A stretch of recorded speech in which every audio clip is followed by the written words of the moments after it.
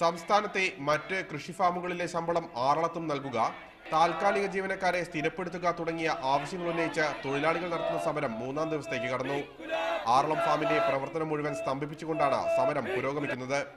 ഫാമിലെ 500ഓളം തൊഴിലാളികൾ സമരത്തിൽ പങ്കെടുക്കുന്നുണ്ട്. ശമ്പള പരിഷ്കരണം നടപ്പാക്കാൻ സർക്കാർ നേരത്തെ തീരുമാനമെടുത്തിരുന്നെങ്കിലും ധനവകുപ്പിന്റെ എതിർപ്പ് മൂലം ഉത്തരവ് ഇറങ്ങിയിരുന്നില്ല. ഇനി യാതൊരു ചർച്ചയ്ക്കുമില്ലെന്ന നിലപാടിലാണ് തൊഴിലാളി യൂണിയനുകൾ. സമരം വിജയത്തിലെത്താതെ പിന്മാറില്ലെന്ന് തൊഴിലാളികളും ആവർത്തിക്കുന്നു.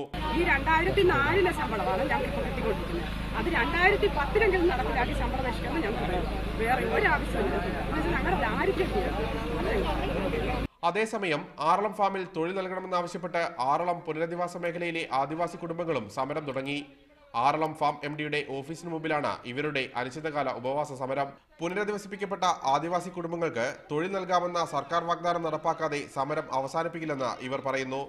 PR Kiran, media 1, Kannur.